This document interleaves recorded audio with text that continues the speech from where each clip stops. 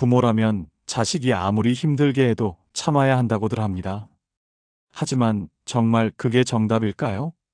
사랑이라는 이름으로 모든 것을 받아주다 보면 결국 부모 자신의 마음이 무너져 내릴 수도 있습니다. 내 아이니까 무조건 감싸야 한다는 생각, 정말 옳은 걸까요? 오늘 이야기에서는 부모로서 자식과의 관계에서 반드시 지켜야 할 경계, 그리고 그 경계를 자식이 넘었을 때 어떻게 반응해야 하는지를 함께 생각해 보려 합니다. 좋아요와 구독, 여러분의 댓글 한 줄이 이 깨달음을 널리 퍼지게 할 것입니다. 더 많은 이가 덕을 받을 수 있게 공양 부탁드립니다. 그 첫 번째 이야기, 바로 모든 걸 부모 탓으로 돌리는 자식. 여러분, 자식이 아무리 소중하다고 해도 부모의 마음을 무너뜨리는 순간이 찾아올 때가 있습니다. 그 아이를 위해 평생을 바쳤건만 돌아오는 건 상처뿐일 때 여러분은 어떻게 하시겠습니까? 오늘 이야기의 주인공은 60대 중반의 정미 씨입니다.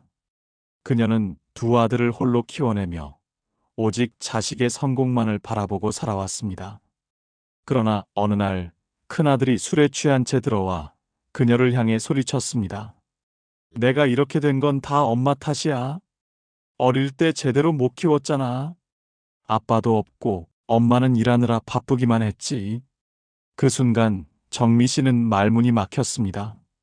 자식을 위해 희생한 세월이 눈앞에 스쳐 지나가는데 아들의 입에서 나오는 건 끝없는 원망뿐이었습니다. 그 후로도 아들은 기회가 있을 때마다 말했습니다. 내가 불행한 건 엄마 탓이야.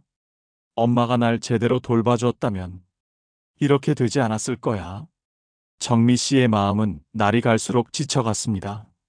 자신이 정말 잘못했나? 내가 부족한 부모였던 걸까? 스스로를 탓하게 되었죠. 사랑으로 가득했던 관계는 이제는 무거운 짐이 되었고 그 상처는 매일 밤 그녀를 괴롭혔습니다. 자식의 원망은 부모의 마음을 무너뜨리는 돌과 같습니다. 하나씩 쌓일 때는 견딜 수 있을 것 같지만 어느 순간 부모는 스스로를 잃게 됩니다. 심리학에서는 이를 내면화된 자책이라 부릅니다. 반복되는 비난은 부모로 하여금 그 부정적인 이미지를 자신 안에 심게 만들고 결국 자존감을 무너뜨리게 합니다. 그러던 어느 날 정미 씨는 더 이상 이 고리를 끊지 않으면 안 된다는 것을 깨달았습니다. 그녀는 큰아들을 불러 단호하게 말했습니다. 내 삶이 힘든 건 안타깝지만 그건 내 책임이 아니야. 나는 너를 키우기 위해 최선을 다했어. 이제는 너 스스로 감당해. 아들은 당황했습니다. 엄마가 어떻게 그런 말을 해? 하고 말했지만 정미 씨는 흔들리지 않았습니다. 그건 너의 삶이야. 너의 실패를 나에게 넘기지 마. 나도 나를 지켜야 하니까. 이제는 더 이상 나를 탓하게 두지 않을 거야. 부처님은 이렇게 말씀하셨습니다. 법구경에 따르면 자신이 지은 업은 자신이 받는다. 누구도 남의 삶을 대신 살아줄 수 없으며 자신이 한 행동의 결과는 스스로 감당해야 합니다. 부모가 자식의 실패까지 짊어지려 하면 자식은 결코 성장하지 못하고 부모는 스스로를 잃게 됩니다. 정미 씨의 단호한 태도는 아들에게도 변화를 가져왔습니다. 처음엔 받아들이지 못했지만 시간이 지나며 그녀의 말을 곱씹게 되었고 마침내 자신의 삶을 직면하게 되었습니다. 자식이 자신의 문제를 부모에게 떠넘기려 할 때 부모는 그 경계를 분명히 해야 합니다. 그래야 자식도 책임을 배우고 부모도 자존감을 지킬 수 있습니다. 이제 우리는 스스로에게 물어야 합니다. 나는 지금 자식의 원망을 감당하고 있는가? 아니면 그 책임까지 짊어지고 있는가? 부처님 말씀처럼 자기 업은 자신이 받는 법. 부모로서 할 수 있는 일은 최선을 다하는 것. 그 이상을 감당하려 하면 결국 자신을 잃게 됩니다. 이것이 첫 번째 경계입니다. 자식이 자신의 삶을 책임지지 않고 부모 탓을 하며 죄책감을 씌우려 할 때 부모는 그 책임을 다시 되돌려 주어야 합니다. 두 번째 이야기, 어차피 물려줄 거면 지금 달라는 자식. 이번 이야기의 주인공은 70대 중반의 아버지 기호 씨입니다. 기호 씨는 평생을 가족을 위해 일해왔고 무엇보다도 아들 하나 잘 키워보겠다는 마음으로 살아왔습니다. 아들이 결혼할 때는 전세 자금까지 마련해 주었고 아들이 힘들 때마다 아낌없이 도왔습니다. 하지만 시간이 흐르면서 아들의 요구는 점점 더 커져만 갔습니다. 아버지, 이번 달 카드값이 밀려서 그런데 좀 도와주실 수 있나요? 처음에는 괜찮았습니다. 아들이니까, 아직 자리 잡기 전이니까. 그렇게 몇 번이고 도와주었지만 어느 순간부터 아들의 말은 달라졌습니다. 어차피 아버지 돈은 나중에 제가 다 받을 거잖아요. 그냥 미리 주시는 거나 마찬가지예요. 기호 씨는 그 말을 듣고 가슴이 철렁했습니다. 내가 평생 모은 돈이 언제부터 아들의 몫이 되어 있었나? 거절이라도 하려 하면 아들은 되레 화를 냈습니다. 제가 이렇게 힘든데 아버지가 안 도와주시면 누가 도와줘요? 자식이 힘들면 도와주는 게 부모 아닌가요? 기호 씨는 매번 아들의 말 앞에서 말문이 막혔습니다. 자식을 돕지 못한다는 죄책감, 아버지로서의 무력감이 그를 짓눌렀습니다. 그러다 점점 자신이 쓸모없는 사람처럼 느껴졌습니다. 내가 이제는 자식에게 필요한 존재가 아닌가? 내가 도와줄 수 없다면 나는 아무 의미가 없는가? 이러한 상황을 심리학에서는 자존감 소진이라 합니다.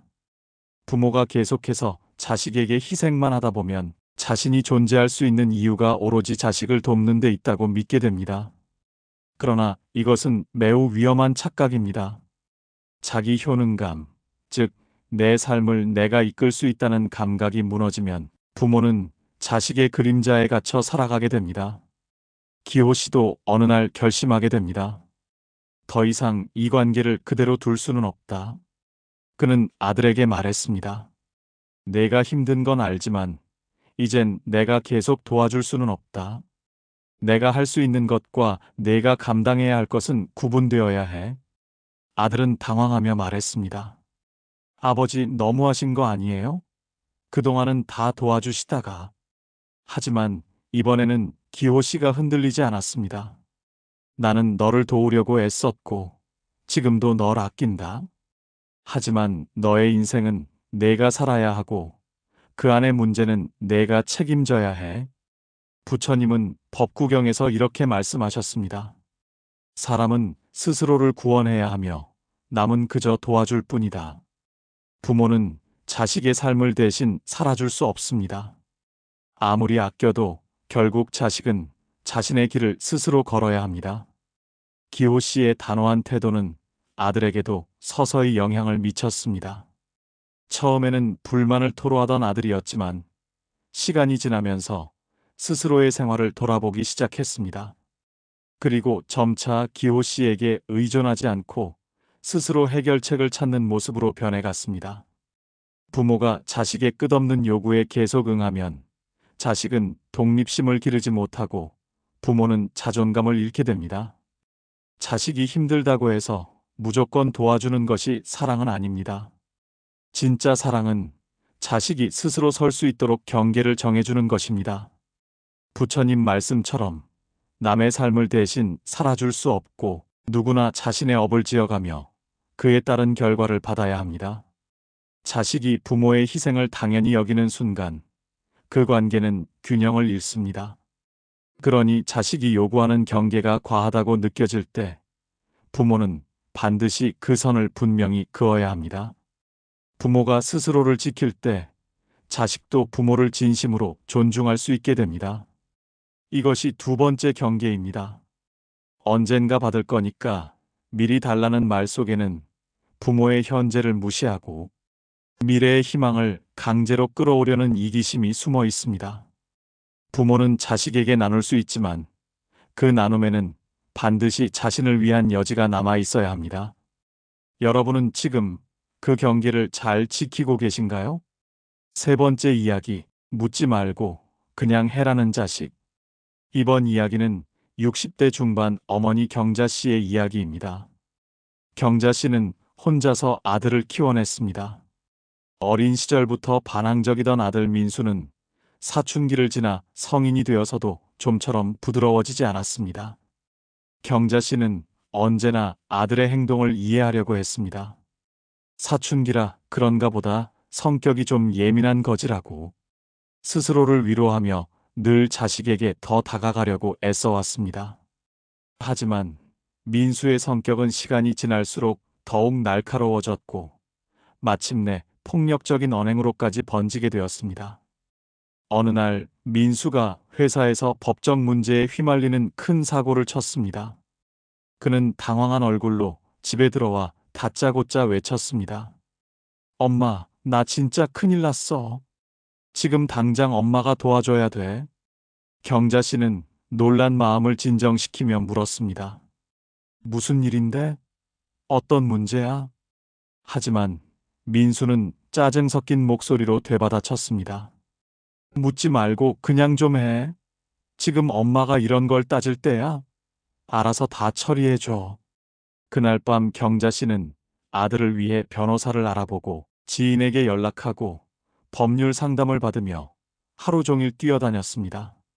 하지만 민수는 이런 어머니의 노력을 당연하게 여겼습니다. 며칠 뒤 또 한 번 큰 소리를 치며 말했습니다. 엄마가 이래서 문제야. 내가 얼마나 힘든 줄 알아? 내가 시키는 대로 좀 하면 안 돼? 그 말에 경자 씨는 더 이상 아무 말도 할 수 없었습니다.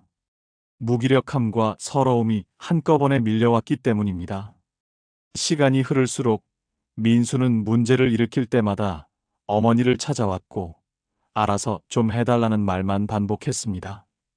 자신의 행동에 책임을 지려 하지 않고 모든 것을 어머니가 대신 처리해 주길 바랐습니다. 이러한 관계는 결국 경자 씨의 삶 전체를 흔들었습니다. 민수의 도덕적 한계를 어머니가 계속 덮어주자 그는 점점 더 무책임해졌고 경자 씨는 자꾸만 작아져 갔습니다. 그러던 어느 날 또다시 민수가 사고를 치고 돌아와 소리쳤습니다. 엄마, 왜 이렇게 못 알아들어? 내가 사고 쳤다니까. 그 순간 경자 씨는 단호하게 대답했습니다. 민수야, 이제 그만하자. 내 문제는 내가 책임져야 해. 내가 계속 감싸주면 너는 절대 어른이 될 수 없어. 나도 나를 지켜야 해. 아들은 깜짝 놀란 듯 어머니를 바라보았습니다. 늘 자신을 위해 움직이던 어머니가 처음으로 거절을 말했기 때문입니다. 경자 씨는 흔들리지 않았습니다. 이제는 너도 내 삶을 책임져야 해. 나는 너를 사랑하지만 그 사랑이 너를 망치게 두지는 않을 거야. 부처님은 수타니파타에서 이렇게 말씀하셨습니다. 모든 존재는 자기 행위의 주인이다. 행위로 인해 생겨나고 행위로 인해 살아간다. 자식이 저지른 일은 부모가 대신 책임질 수 없습니다. 자식이 도덕적, 법적 경계를 넘는 순간 부모가 그걸 감싸기 시작하면 자식은 더 이상 성장할 기회를 갖지 못합니다. 오히려 계속 감싸는 것이 자식을 해치는 일임을 부모는 반드시 알아야 합니다. 부모의 사랑은 무조건적인 해결사가 되는 것이 아니라 자식이 스스로 깨닫고 바로 설 수 있도록 경계를 세워주는 데에 있습니다. 경자 씨의 결단은 늦었지만 분명한 전환점이 되었습니다. 이후 민수는 처음엔 혼란스러워했지만 조금씩 자신이 저지른 일의 무게를 실감하기 시작했습니다. 자신이 해야 할 책임을 미루지 않게 되었고 문제를 직면하려는 자세를 갖게 되었습니다. 부처님 말씀처럼 모든 존재는 자신의 업을 짓고 그 업의 결과를 받는 것입니다. 부모가 자식에게 줄 수 있는 가장 큰 가르침은 그 업을 스스로 짓고 스스로 감당할 수 있도록 하는 것일지도 모릅니다. 이것이 바로 세 번째 경계입니다. 묻지도 따지지도 말고 무조건 도와달라는 자식의 태도에 멈춰야 할 때는 분명히 존재합니다. 부모의 침묵이 사랑이 아닐 수 있습니다. 그 침묵은 자식의 성장을 가로막고 부모의 삶을 무너뜨릴 수 있기 때문입니다. 경자 씨처럼 부모는 때로는 말할 줄 알아야 하고 선을 그을 줄 알아야 합니다. 그래야 자식도 진정한 성숙함을 배울 수 있습니다. 네 번째 이야기. 도대체 하는 게 뭐야라는 자식. 이번 이야기는 60대 중반 어머니 순자 씨의 사례입니다. 순자 씨는 딸 하나를 두고 혼자서 꿋꿋하게 가정을 지켜낸 분입니다. 딸 지은은 어릴 때부터 똑 부러진 성격으로 말도 단도직입적으로 하는 아이였습니다. 순자 씨는 그런 딸을 존중해주며 무리한 요구는 피하려 애썼습니다. 자기 주장이 강한 아이니까 이해해줘야지 라며 늘 조심스럽게 딸을 대했습니다. 하지만 성인이 된 지은은 점점 더 비판적이고 냉소적인 태도를 보이기 시작했습니다. 직장 생활이 힘들 때마다 감정을 어머니에게 풀었고 집에 돌아오면 늘 어머니를 향한 날 선 말들이 이어졌습니다. 엄마, 집이 왜 이렇게 어수선해요? 도대체 하루 종일 뭐 하셨어요? 순자 씨는 미안한 마음에 웃으며 대답했습니다. 아휴, 정신이 좀 없어서. 미안하다, 지은아. 하지만 지은은 멈추지 않았습니다. 맨날 그런 말만 하잖아요. 엄마는 나한테 신경도 안 쓰잖아. 내가 얼마나 힘든지 몰라요? 이런 말이 반복될수록 순자 씨는 마음 한쪽이 무너지는 걸 느꼈습니다. 자식에게 필요한 존재가 아닌 것 같고 자신이 아무런 가치 없는 사람처럼 느껴졌습니다. 딸의 말투는 점점 더 무례해졌고 순자 씨는 그런 딸의 태도에 상처를 입으면서도 매번 참았습니다. 그래, 피곤해서 그런 거지. 나한테 뭐라 할 때가 필요했을 거야. 라며 스스로를 다독였지만 결국 그 생각은 자신을 더 고립되게 만들 뿐이었습니다. 지은은 자신의 감정을 여과 없이 쏟아냈고 순자 씨는 점점 더 조용해졌습니다. 하지만 그 침묵은 견딜 수 없는 고통으로 쌓여만 갔습니다. 그러던 어느 날 지은이 또 퇴근 후 짜증 섞인 말투로 말했습니다. 엄마는 도대체 하는 게 뭐야? 하루 종일 집에만 있는데 이것도 제대로 못해? 그 순간 순자 씨의 참았던 마음이 터져나왔습니다. 지은아, 그만하자. 내가 부족할 수 있어. 하지만 내가 나를 이렇게 대하는 건 아니야. 나도 사람이고 나도 내 삶이 있어. 지은은 당황한 표정으로 어머니를 바라봤습니다. 엄마가 왜 갑자기 그래요? 하지만 이번엔 순자 씨가 흔들리지 않았습니다. 나는 내 감정을 다 받아주는 사람이 아니야. 너 힘든 건 알지만 나도 내 인생을 살아야 해. 그러니까 더 이상 나를 무시하거나 비난하지 마. 부처님께서는 법구경에서 말씀하셨습니다. 자신을 이기지 못하는 자는 남을 이길 수 없다. 부모가 스스로의 감정을 보호하고 자존감을 지키지 못하면 자식과의 관계에서도 경계를 세울 수 없습니다. 부모는 자식의 감정 쓰레기통이 아닙니다. 자식이 힘든 감정을 부모에게 일방적으로 던지는 것, 그것은 결코 건강한 관계가 아닙니다. 반복되는 자식의 비난은 부모의 내면을 무너뜨립니다. 처음엔 별일 아닌 것 같지만 그 말들이 쌓이면 부모는 자식이 말한 부정적인 이미지로 자신을 보게 됩니다. 결국 스스로를 무가치하게 느끼고 자신의 존재를 의심하게 되는 것입니다. 순자 씨가 경계를 세운 날부터 지은은 달라지기 시작했습니다. 처음엔 혼란스러워했지만 시간이 지나며 자신이 했던 말과 행동이 얼마나 무례했는지를 되돌아보기 시작했습니다. 어머니가 계속 받아주기만 했다면 지은은 아마 평생 자신의 언행을 돌아보지 않았을지도 모릅니다. 하지만 어머니의 단호한 말은 경고이자 사랑이었습니다.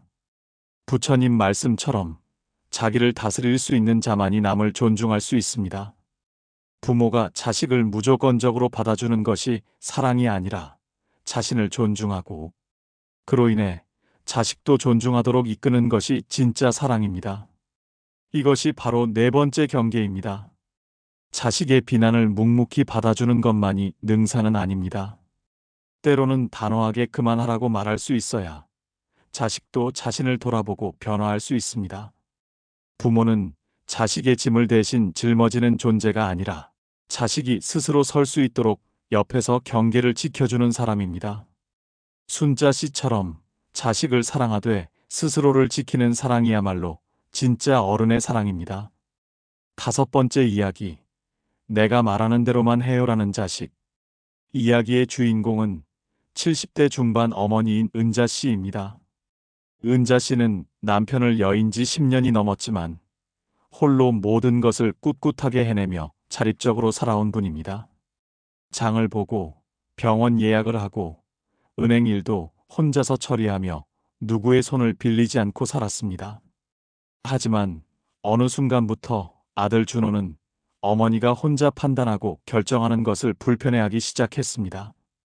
처음엔 단순한 걱정처럼 보였지만 시간이 지날수록 그의 태도는 점점 통제적으로 변해갔습니다. 어느 날 은자 씨는 동네 시장에서 마음에 드는 소형 가구를 발견했습니다. 집에 두고 싶은 마음에 아들에게 의견을 물었을 때 준호는 짜증 섞인 말투로 말했습니다. 엄마, 그런 건 사지 마요. 집에 공간도 없고 쓸데없는 거잖아요. 제가 말했잖아요. 이제 혼자 결정하지 말라고. 은자 씨는 순간 당황했지만 조용히 넘겼습니다. 하지만 이 일은 시작에 불과했습니다. 준호는 점차 어머니의 모든 결정에 간섭하기 시작했습니다. 병원 예약은 내가 할게요. 헷갈리시잖아요. 은행 일도 제가 다 정리해놨어요. 엄마는 그냥 도장만 찍으시면 돼요. 어머니의 의사를 듣지 않고 모든 결정을 스스로 내려버리는 아들의 태도는 은자 씨를 점점 존재감 없는 사람으로 느끼게 만들었습니다. 어느 날 준호는 다시 어머니를 압박했습니다. 엄마, 이번에 은행 가서 대출 서류에 사인해 주세요. 어차피 엄마가 그 돈 필요 없잖아요. 제가 집 살 때 쓸 거예요. 그 순간 은자 씨는 마음 깊숙한 곳에서 치밀어 오르는 감정을 느꼈습니다. 이건 단순한 간섭이 아니라 자신의 삶을 송두리째 통제하려는 아들의 태도라는 걸 깨달은 것입니다. 준호야, 그만하자. 내가 나를 걱정해서 그러는 거 알겠어. 하지만 나는 내가 모든 걸 대신 결정하는 게 싫어. 내 인생은 내가 정하고 싶어. 준호는 놀란 듯 말했습니다. 엄마, 내가 다 알아서 해드릴게요. 그냥 믿고 맡기면 되잖아요. 왜 굳이 엄마가 나서려고 해요? 그러자 은자 씨는 단호하게 말했습니다. 내가 나이가 들었다고 해서 내 생각까지 사라진 건 아니야. 나도 의견이 있고 내 방식이 있어. 내가 날 돕는 건 고맙지만 나를 무시하거나 조종하려는 건 사랑이 아니야. 부처님께서는 중앙아 함경에서 이렇게 말씀하셨습니다. 자신을 존중하는 이는 남도 존중할 수 있고 스스로 주인이 된 자만이 진정한 자유를 누리느니라. 부모가 자식에게 모든 것을 맡기고 스스로의 삶을 포기하면 결국 자식도 부모를 하나의 관리 대상으로 여길 수밖에 없습니다. 이는 서로를 위한 일이 아니라 관계의 단절로 이어질 위험이 큽니다. 자식이 부모를 도운다는 명분 아래 모든 결정을 대신하는 순간 부모는 자율성을 잃고 점점 자신이 투명한 존재가 되어가는 기분을 느낍니다. 은자 씨는 그렇게 느꼈습니다. 사소한 가구 하나도 스스로 고를 수 없고 작은 은행 일조차 자식의 허락을 받아야 하는 삶. 그것은 자식이 바라는 편안한 삶이 아니라 갇힌 삶이었습니다. 은자 씨는 말했습니다. 준호야, 나는 더 이상 너의 지시에 따르기만 하진 않을 거야. 내가 걱정해 주는 건 고마워. 하지만 내 삶의 선택은 내가 해야 해. 자식은 처음엔 서운함을 느낄 수 있습니다. 하지만 부모가 자신의 의사를 표현하고 자율성을 주장하는 것이야말로 자식에게도 건강한 독립의 모델이 됩니다. 부처님께서는 또한 이렇게 말씀하셨습니다. 지혜로운 이는 스스로를 등불 삼고 진리를 등불 삼는다. 열반경. 부모는 자식에게 의존하지 않고 자기 삶을 스스로 결정하며 살아갈 때 비로소 자식에게도 진정한 지혜를 물려주는 존재가 됩니다. 무조건적인 복종이 효가 아니며 통제가 사랑이 아니라는 걸 알아야 합니다. 부모의 삶은 부모의 것이며 그것을 지키는 것이 곧 자식을 위한 길이기도 합니다. 이것이 5번째 경계입니다. 자식이 부모를 도와주는 것을 넘어서 지배하려 할 때 부모는 스스로를 지키기 위해 반드시 경계를 세워야 합니다. 그래야만 서로가 성숙한 존재로 관계를 이어갈 수 있습니다. 은자 씨처럼 자식을 사랑하면서도 자신의 삶을 포기하지 않는 태도야말로 우리가 지켜야 할 마지막 경계입니다.